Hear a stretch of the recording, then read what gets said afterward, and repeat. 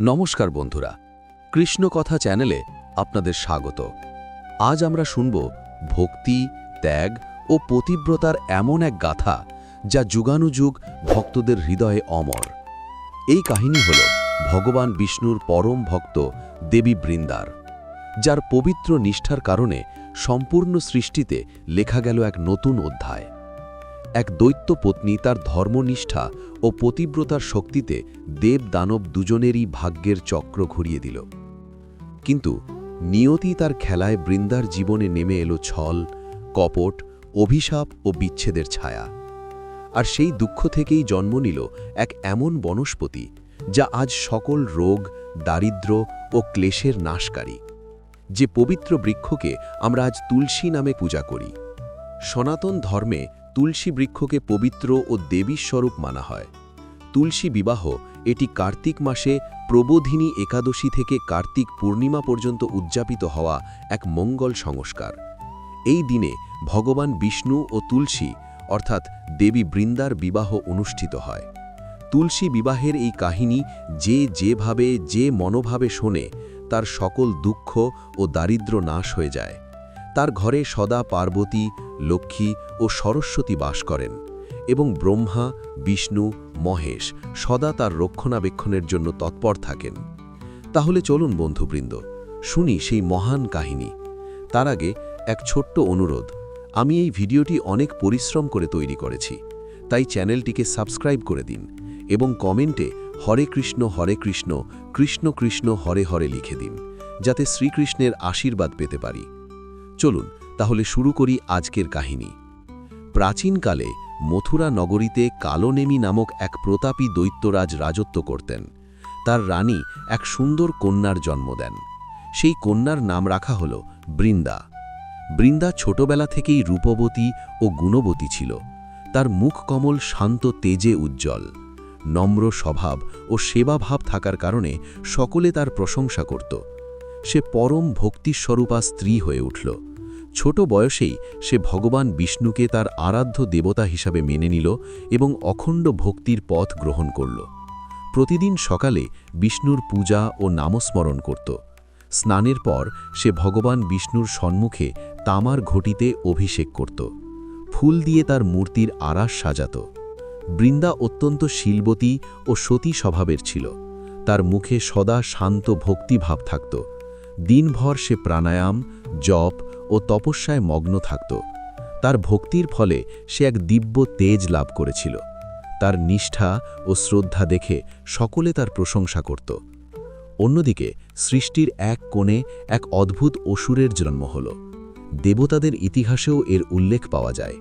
একবার দেবরাজ ইন্দ্র তার গুরু বৃহস্পতির সঙ্গে কৈলাসে ভগবান শিবের দর্শনে গিয়েছিলেন। কিন্তু ইন্দ্র সেখানে গিয়েও তার ঐশ্বর্যের অহংকারে আচরণ করল। ভগবান শিবের সম্মুখে থেকেও যথাযথ নম্রতা না দেখিয়ে অহংকারপূর্ণ ব্যবহার করল। ইন্দ্রের এই অবমাননা দেখে মহাশঙ্করের ভয়ানক ক্রোধ জেগে উঠল। গুরু বৃহস্পতি ইন্দ্রকে শান্ত হওয়ার ইঙ্গিত দিলেন, কিন্তু ততক্ষণে মহাদেবের তৃতীয় নয়ন খুলে গেল। সেই নয়ন থেকে এক প্রচণ্ড তেজস্বী জ্বালা নির্গত হল। ইন্দ্র ও বৃহস্পতি ভীত হয়ে গেলেন। তারা তৎক্ষণাৎ ভগবান শিবের ক্ষমা প্রার্থনা করলেন। শিবের মন শান্ত হল, কিন্তু সেই জ্বলন্ত জ্বালাকে কোথাও বিসর্জন দিতে হল। তখন শিব সেই উদ্দীপ্ত অগ্নি জ্বালাকে সমুদ্রে নিক্ষেপ করলেন। সেই দিব্য জ্বালা থেকে সমুদ্রের গভীর জলে এক তেজস্বী বালক প্রকাশ পেল। জল থেকে উদ্ভূত হওয়ায় তার নাম রাখা হল জলধর। সমুদ্রদেব ও অন্যান্য দেবতারা মিলে সেই বালকের লালন পালন করলেন। জলধর যেমন বড় হতে লাগল, তেমনি তার মধ্যে অপরিমেয় বল সঞ্চিত হতে থাকল। যুবক হয়ে উঠে সে এক বলিষ্ঠ ও অহংকারী অসুর রাজে পরিণত হল। জলধর তার পরাক্রমে এক বৃহৎ দৈত্য সাম্রাজ্য গড়ে তুলল। তার রাজধানীর নাম সে রাখল জলধর নগরী। তার শক্তির অহংকারে সে দেব, মানব ও গন্ধর্ব সকলকেই ভয়ে রাখত। দেখতে দেখতে সে 3 লোকেও ভয়ের কারণ হয়ে উঠল। বছর কেটে গেল এবং বৃন্দা যুবতী হল। তার সৌন্দর্য, শীল এবং ভক্তির খ্যাতি চারদিকে প্রসারিত হল। অসুররাজ জলধরের কাছেও বৃন্দার খবর পৌঁছাল। তার কাছে এমন পতিব্রতা তেজস্বী বধূর প্রয়োজন ছিল।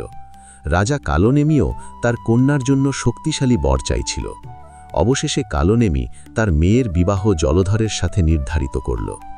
বিজয়বাদনের গর্জনে বৃন্দা এবং জলধরের বিবাহ সম্পন্ন হল। অতি সুন্দর এবং প্রেমময়ী বৃন্দা এখন এক পরাক্রমী কিন্তু নিষ্ঠুর অসুরের পত্নী হল। সে মনে মনে ঠিক করল, তার স্বামী যদিও রাক্ষস প্রকৃতির, তবুও সে তার সতীত্ব ও প্রেমের শক্তিতে তার জীবন বদলে দেবে। বিবাহের পর বৃন্দা তার স্বামীর ভক্তিভাবে সেবা করতে লাগল। সে প্রতিদিন দেবী পার্বতী এবং ভগবান বিষ্ণুর কাছে প্রার্থনা করত যেন জলধর সৎ মার্গ গ্রহণ করে। কিন্তু জলধরকে বিজয় ও সত্তা উন্মাদনা গ্রাস করেছিল। বৃন্দার প্রেমে সে তাকে সম্মান দিত বটে, কিন্তু তার স্বভাব অহংকারী রইল। বৃন্দা অতি প্রতিব্রতা ছিল। সে তার পতির রক্ষণার্থে কঠোর ব্রত গ্রহণ করেছিল। প্রতিদিন জলধরের দীর্ঘায়ুর জন্য যজ্ঞ ও তপ করত। তার পুণ্যের ফলে জলধর বড় উপকার লাভ করল। বৃন্দা সতীত্বের প্রভাবে জলধর এক ধরনের অভেদ্য কবচ লাভ করল। যতক্ষণ বৃন্দা প্রতিব্রতা আছে ততক্ষণ কোনো অস্ত্র জলধরকে ক্ষতি করতে পারবে না। ধীরে ধীরে জলধর তার পত্নীর সতীত্বের গুরুত্ব বুঝতে পারল, কিন্তু তার অহংকার আরও বাড়ল। এখন সে গর্ব করে বলতে লাগল, এই ত্রিভুবনে আমাকে কেউ হারাতে পারবে না। সে তার সেনাশক্তি বাড়ালো এবং অনেক রাজ্যে ছাউনি স্থাপন করতে শুরু করল। পৃথিবী জয়ের পরও জলধরের মহাত্মাকাঙ্ক্ষার কোনো সীমা ছিল না। সে এখন স্বর্গলোক জয় করার সংকল্প করল। স্বর্গের ঐশ্বর্য এবং ইন্দ্রপদও সে অর্জন করতে চাইল। সে তার বিশাল অসুর সেনা নিয়ে স্বর্গ আক্রমণের পরিকল্পনা করল। জলধরের সেনা ছিল ভয়ঙ্কর। সেই যুদ্ধে সে ইন্দ্র সহ প্রধান দেবতাদের পরাজিত করল। দেবতাদের বড় ক্ষতি হল। অবশেষে দেবতারা স্বর্গ ছেড়ে পালিয়ে গেল। জলধর স্বর্গলোক জয় করে নিল এবং স্বয়ং স্বর্গের সিংহাসনে বসে পড়ল। 3 লোকের ওপর জলধরের অধিকার প্রতিষ্ঠিত হল। স্বর্গের অনেক বৈভব সে লুট করল। ইন্দ্রের ঐরাবত হাতি, উচ্চশ্রবা ঘোড়া এবং পারিজাত বৃক্ষ সে নিজের তাবেদারেত নিল। পৃথিবী অসুর অত্যাচারে কাঁপতে লাগল। জলধরের ভয়ে কেউ যজ্ঞ করতে সাহস করত না। ঋষি মুনিদের তপস্যায় বাধা আসতে লাগল। সাধারণ মানুষের জীবন অসুরদের উপদ্রবে কঠিন হয়ে পড়ল। ধর্মকর্মে আঘাত লাগল এবং অধর্ম ছড়াতে লাগল। এক সন্ধ্যায় জলধার বিজয়ের উন্মাদনায় তার দরবারে বসেছিল। দৈত্য সৈনিকরা তার স্তুতিতে মগ্ন ছিল। তখন বৃন্দা শান্তভাবে সামনে এলো। সে বিনয়ের সাথে স্বামীকে বলল, স্বামী, আপনি এত যুদ্ধ জয় করে অনেক রাজ্য লাভ করেছেন। এখন কৃপা করে কিছু বিশ্রাম নিন। শতত যুদ্ধের কারণে সর্বত্র হাহাকার চলছে। আমার, আপনার এবং নিরপরাধ লোকেদের চিন্তা হয়। আপনি দেবতাদের সাথে শত্রুতা ছেড়ে বন্ধুত্ব করুন। রাজত্ব করলে কত ভালো হবে না? বৃন্দার অনুরোধ শুনে জলধার জোরে হেসে উঠল। প্রিয়ে বৃন্দে, তুমি রাজনীতি বুঝবে না। সে বলল, আমি এখনো পূর্ণ বিজয় লাভ করিনি। দেবতারা এখনো জীবিত আছেন। আমি তাদের সম্পূর্ণভাবে শরণাগত না করে কিভাবে শান্ত বসব? আমার এই 3 লোকের একছত্র সম্রাট হতে হবে। আমার পথে যে আসবে তার সংহার করা হবে। তুমি এসব বিষয়ে আমাকে উপদেশ দিও না। বৃন্দা স্বামীর বাড়তে থাকা অহংকার দেখে হতাশ হল। সে অন্তরে প্রার্থনা করতে লাগল, পরমেশ্বর, জলধরকে সদ্বুদ্ধি দাও। জলধরের উপদ্রব থামানোর জন্য দেবতারা এখন ত্রিমূর্তির কাছে গেল। ব্রহ্মাদেব ও শিব শঙ্করেরও সীমা ছিল। তাই সকল দেবতা মিলে বৈকুণ্ঠে ভগবান বিষ্ণুর শরণাগত হল। দেবরাজ ইন্দ্র, অগ্নি, বায়ু, বরুণ সকলে হাত জোড় করে অনুরোধ করল, প্রভু, এই উন্মাদ জলধরের কারণে সম্পূর্ণ সৃষ্টি কাতর হয়ে পড়েছে। কৃপা করে আমাদের তার কবল থেকে মুক্ত করুন। ভগবান বিষ্ণু দেবতাদের কথা শুনলেন এবং আশ্বাস দিলেন যে তিনি উপযুক্ত পথ বের করবেন। কিন্তু বিষ্ণুকে একটি গুরুত্বপূর্ণ বিষয় জানা ছিল। দেবী লক্ষ্মী জলধরকে ভাই মেনে নিয়েছিলেন। জলধর সমুদ্র থেকে উদ্ভূত হওয়ায় লক্ষ্মী তাকে রাখি বেঁধেছিলেন এবং বিষ্ণুকে প্রতিজ্ঞা করিয়েছিলেন যে জলধরের প্রাণ তিনি নিজে নেবেন না। এই প্রতিজ্ঞায় বিষ্ণু বাধা পড়েছিলেন। তাই তিনি চিন্তা করলেন, সরাসরি যুদ্ধ করে জলধরের বধ করা তার পক্ষে সম্ভব নয়। বৃন্দা একা দাঁড়িয়ে রইল সভাগৃহে, হাতে তার স্বামীর রক্ত মাখা শির। তার চোখে তখন বেদনার অঙ্গার জ্বলে উঠল। আবেগে ক্রোধে আঘাতে সে আকাশের দিকে তাকিয়ে চিৎকার করে উঠল, বাইরে এসো ভগবান বিষ্ণু, আমি জানি এ তোমারই কাজ। বৃন্দার স্বর কাঁপছিল, চোখে জল ছিল, কিন্তু সেই কণ্ঠে জ্বলে উঠেছিল রাগের আগুন। তার ডাকে মুহূর্তেই চারদিক আলোকিত হয়ে উঠল।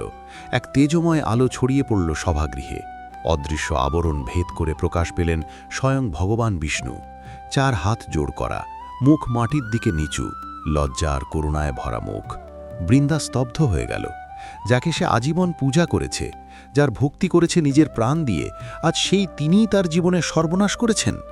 বৃন্দার চোখ ভিজে গেল, হৃদয় ভেঙে পড়ল। সে চিৎকার করে উঠল, কেন করলে এমন প্রভু? কেন প্রতারণা করিলে আমার সঙ্গে? আমি তো তোমার নাম জপ করেছি, তোমার পুজো করেছি, তোমার উপর বিশ্বাস রেখেছি, আর তুমি আমার প্রতিব্রতা নষ্ট করলে, আমার ইজ্জত ছিনিয়ে নিলে। ভগবান বিষ্ণু কোনো উত্তর দিলেন না। তার চোখে তখনও অশ্রু, মুখ নিচু, নীরব দাঁড়িয়ে রইলেন তিনি। কিন্তু বৃন্দার ক্রোধ তখন জ্বলে উঠেছে অন্যায়ের আগুনে। তার শরীর যেন হলাহল বিষের মতো উত্তপ্ত হয়ে উঠল। সে 2 হাত আকাশের দিকে চুড়ল, চোখ রক্তাভ এবং উচ্চস্বরে ঘোষণা করল, বিষ্ণু, তোমার এই লীলা আমি কোনো দিন ক্ষমা করব না। আমার জীবন ভস্ম হয়ে গেছে, এখন তোমাকেও এর ফল ভোগ করতে হবে। বৃন্দার মুখে তখন আর সাধারণ কণ্ঠস্বর ছিল না। সে যেন রূপান্তরিত হয়েছে কালী দেবীতে। তার চোখে অগ্নিশিখা, কণ্ঠে বজ্রধ্বনি। যেমন তুমি আমাকে আমার স্বামীর থেকে বিচ্ছিন্ন করেছ, তেমনি তুমিও নিজের পত্নীর বিচ্ছেদ ভোগ করবে। ভগবান বিষ্ণু নিঃশব্দে শুনে যাচ্ছিলেন। দেবতারা ভয়ে স্তব্ধ, চারদিকে নীরবতা নেমে এসেছে। বৃন্দা আবার হাত তুলল, ক্রোধে গর্জন করে বলল, আর একটা অভিশাপ দিচ্ছি। তোমার হৃদয় পাথরের মতো কঠিন হয়েছে, তাই তুমি পাথর হয়েই থাকবে। হ্যাঁ, নির্জীব পাষাণে পরিণত হও তুমি। হে শ্রীহরি, আমার অভিশাপে তুমি হবে শালগ্রাম শিলা। তার কণ্ঠে বজ্রধ্বনি, চোখে অগ্নিতেজ। মুহূর্তেই আকাশ পাতাল কেঁপে উঠল। বৃন্দার অভিশাপ উচ্চারিত হতেই ভগবান বিষ্ণুর নীলাভ শরীর ক্রমে রং হারাতে লাগল। তার দেহ ধীরে ধীরে কৃষ্ণবর্ণের পাথরের মতো কঠিন হয়ে গেল। কয়েক মুহূর্তের মধ্যেই তিনি এক কালো শালগ্রাম শিলারূপে স্থির হয়ে গেলেন। তৎক্ষণাৎ আকাশে হাহাকার উঠল। দেবতারা কেঁদে উঠলেন। বৃন্দা মাটিতে লুটিয়ে পড়ল। হাহাকার মজলায় দেবী লক্ষ্মী আর্ততৈনী কিঙ্করী সহ সামনে এসে বৃন্দের পদপ্রান্তে মস্তক রাখলেন। কাতর স্বরে বললেন, ক্ষমা করুন দেবী, আপনার রোষ আটকান। লক্ষ্মীদেবী কাঁদতে কাঁদতে বললেন, হে বৃন্দে, আপনার সাপে সমগ্র সৃষ্টির ভারসাম্য নষ্ট হয়ে যাবে, কৃপা করে সাপটি ফিরিয়ে নিন। অন্যান্য দেবতারাও বিনয়ে প্রার্থনা করলেন। বৃন্দার উগ্র ক্রোধ ধীরে ধীরে শান্তিতে পরিণত হচ্ছিল। তিনি ভগবান বিষ্ণুর শিলারূপ দেখলেন। সেই মুহূর্তে তার হৃদয় অনুতাপে পূর্ণ হয়ে উঠল। নিজের মুখে খেদ ঝরে পড়ল। আমরা কি করে এমন করলাম? অবশেষে সৃষ্টির মঙ্গলের জন্য তিনি তার সাপের তীব্রতা কমানোর সিদ্ধান্ত নিলেন। কাঁদতে কাঁদতে কাঁপা গলায় বললেন, আমি আমার সাপ ফিরিয়ে নিচ্ছি। এই কথাগুলো তার মুখ থেকে যেন ভারী পাথরের মতো বেরিয়ে এলো। তবুও সেই মুহূর্তে এক উজ্জ্বল প্রকাশ ছড়িয়ে পড়ল। শিলারূপে থাকা ভগবান বিষ্ণু আবার তার স্বরূপে প্রকাশ পেলেন। লক্ষ্মীদেবী স্বস্তির নিঃশ্বাস ফেললেন। ভগবান বিষ্ণু চোখ খুলে সামনে তার পরম ভক্ত বৃন্দাকে দাঁড়িয়ে থাকতে দেখলেন। তার অন্তর কলবলে উঠল। তিনি নিজে সামনে এগিয়ে এসে চোখে জল নিয়ে বৃন্দাকে প্রণাম করলেন। হে বৃন্দে, বিষ্ণু মৃদু কণ্ঠে বললেন, তোমার দুঃখ আমি জানি, তোমার রোষও যথার্থ। তোমার ভক্তির বলেই তুমি আমাকে শাপ দিয়েছ, আর আমি তা পূর্ণতায় গ্রহণ করছি। তুমি আমাকে স্বামী বিয়োগের শাপ দিয়েছ, এই শব্দ কখনো বৃথা যাবে না। ভবিষ্যতে আমি রাম অবতার রূপে পৃথিবীতে জন্ম নেব, আর সেই জন্মে আমার স্ত্রী আমার থেকে হরণ করা হবে। আমাকেও স্ত্রী বিয়োগের দুঃখ ভোগ করতে হবে। বৃন্দা নীরব রইলেন, চোখ থেকে অশ্রু গড়িয়ে পড়ছে। বিষ্ণু বললেন, তোমার ভক্তিতে আমি প্রসন্ন, তাই তোমাকে বর দিচ্ছি। তুমি দেহত্যাগের পর এই পৃথিবীতে এক পবিত্র বনস্পতির রূপে জন্ম নেবে। সেই বৃক্ষের নাম হবে তুলসী। তুলসী হবে সকল বৃক্ষের মধ্যে শ্রেষ্ঠ। আমি প্রতিজ্ঞা করছি, তোমার পবিত্র পাতা ছাড়া আমার পূজা পৃথিবীতে সম্পূর্ণ হবে না। প্রতি বছর কার্তিক মাসে তোমার আর আমার তুলসী বিবাহ ভক্তিময়ভাবে পালন করা হবে। বৃন্দা স্তব্ধ দাঁড়িয়ে রইলেন। তার জীবনের সমস্ত সাধনা যেন শেষ হয়ে গিয়েছে। চোখ মুছে তিনি স্বামীর শির তুলে নিলেন। মৃদুস্বরে বললেন, হে প্রিয় স্বামী, আমি আসছি তোমার সঙ্গে। তোমাদের ছাড়া আমার কিছুই অবশিষ্ট নেই। ভগবান বিষ্ণু, লক্ষ্মী ও মন্মন্য দেবতাদের সামনেই বৃন্দা চূড়ান্ত সিদ্ধান্ত নিলেন। তিনি ভূমিতে বসলেন, সামনে অগ্নি প্রজ্বলিত করলেন। শিব, পার্বতী, ইন্দ্র সবাই নিঃশব্দে সেই দৃশ্য দেখছিলেন। শান্ত কণ্ঠে বৃন্দা বললেন, হে শ্রীহরি, আমার স্বামীর বধের সময় তোমাদের দেবতাদের উপরে আসা উচিত ছিল না, কিন্তু যা হয়েছে তা হয়েছে। এখনই জগতে আমার কিছুই নেই। এই কথা বলে বৃন্দা অগ্নিকুণ্ডের দিকে এগিয়ে গেলেন। তার মুখে শান্তির আভা। বিষ্ণু ও শিব বুঝতে পারলেন তাকে আর ফেরানো অসম্ভব। তাদের চোখেও অশ্রু এলো। বৃন্দা স্বামীর শির হাতে নিয়ে ধীরে ধীরে অগ্নিকুণ্ডে প্রবেশ করলেন। শেষ বাক্যটি ছিল, স্বামী, আমি আসছি, এবং তার সাথে তিনি অগ্নির জ্বালায় লীন হয়ে গেলেন। চারিদিকে নিস্তব্ধতা, বাতাস ভারী। লক্ষ্মীদেবী হাত জোড় করে প্রণাম করলেন। পার্বতী দেবীর চোখ বেয়ে অশ্রু গড়িয়ে পড়ল। মহাদেব চোখ বন্ধ করে তার আত্মার শান্তির জন্য প্রার্থনা করলেন। কিছুক্ষণ পর সেই ছাইয়ের স্তূপের মধ্যে থেকে এক আশ্চর্য ঘটনা ঘটল। ছাইয়ের মাঝে এক ছোট সবুজ অঙ্কুর মাটি ফুঁড়ে বেরিয়ে এলো। ধীরে ধীরে সেই অঙ্কুর বড় হতে লাগল। পাতার কোমল দৃষ্টি ঝকঝক করতে লাগল। ভগবান বিষ্ণু বিস্ময়ে এগিয়ে এলেন। ভালোবাসা ও সম্মানে সেই ডালপালাকে স্পর্শ করলেন। এটাই তো তুলসী। ভগবান বিষ্ণুর মুখে আনন্দের উদ্গার। আকাশ থেকে ফুলের বৃষ্টি শুরু হলো। ব্রহ্মাদেব বললেন, অহ আশ্চর্য, বৃন্দাদেবী তুলসী রূপে পুনর্জন্ম লাভ করেছেন। সমস্ত দেবতা আনন্দে মুখরিত হয়ে উঠলেন। লক্ষ্মীদেবী মৃদু হাসলেন, তুলসীকে বন্দনা করলেন। শিব, পার্বতী সহ সকল দেবতা সেই পবিত্র জন্মের সাক্ষী রইলেন। ভগবান বিষ্ণু শালিগ্রাম দণ্ড হাতে নিলেন এবং সেই তুলসীর কাছে রেখে দিলেন। বেদ মন্ত্রে মঙ্গলধ্বনি উঠল। সমস্ত দেবতার উপস্থিতিতে বিষ্ণু ও তুলসী দেবীর প্রতীকাত্মক বিবাহ সম্পন্ন হল। দেববাণী ঘোষণা করল, তুলসী এখন শ্রীহরির অর্ধাঙ্গিনী। তুলসী ছাড়া বিষ্ণুর পূজা কখনো সম্পন্ন হবে না। ব্রহ্মাদেব বললেন, প্রতি বছর কার্তিক শুদ্ধ একাদশী থেকে উপযুক্ত দিনে তুলসী ও শালিগ্রাম বিষ্ণুর বিবাহ উৎসব পালন করা হবে। এই উৎসব ভক্তির বার্তা ছড়িয়ে দেবে পৃথিবীতে। দেবগণ আনন্দে সমবেত হলেন। স্বয়ং বিষ্ণু ও লক্ষ্মী মানবজাতিকে আশীর্বাদ করলেন। যে ঘরে তুলসী বিবাহ পালিত হবে সেখানে সৌভাগ্য ও সমৃদ্ধি চিরকাল বিরাজ করবে। তখন থেকে আজও প্রতি বছর কার্তিক শুদ্ধ একাদশী থেকে দ্বাদশী, ত্রয়োদশী তিথিতে ঘরে ঘরে ও মন্দিরে তুলসী বিবাহ পালন করা হয়। তুলসীর বড় কুণ্ড বা বৃন্দাবনকে ফুল, হলুদ মালা ও রঙিন পতাকায় সাজানো হয়। 4টি খুঁটির ওপর সুন্দর মণ্ডপ বানানো হয়। রঙিন রাঙ্গোলি দিয়ে পরিবেশ সুসজ্জিত হয়। সন্ধ্যায় শুভ মুহূর্তে তুলসীর বিবাহের অনুষ্ঠান শুরু হয়। ঘরের মহিলারা মঙ্গল গান গায়, বাদ্য বাজে, ভক্তিময় আবহ ছড়িয়ে পড়ে। পরিবারের প্রবীণ ব্যক্তি কন্যাদান রীতি করেন। তুলসীকে বররূপ শালিগ্রামের পাশে এনে পানি গ্রহণ সম্পন্ন করেন। গণপতি পূজ, বড়মালা, ফেরা, মঙ্গলা সবই আনন্দে ভরে ওঠে। শেষে তুলসীর আরতি করা হয় ও প্রসাদ বিতরণ করা হয়। বিশ্বাস করা হয় যে ঘরে তুলসী বিবাহ হয় সেখানে চিরকাল সৌভাগ্য, শান্তি ও সমৃদ্ধি বিরাজ করে।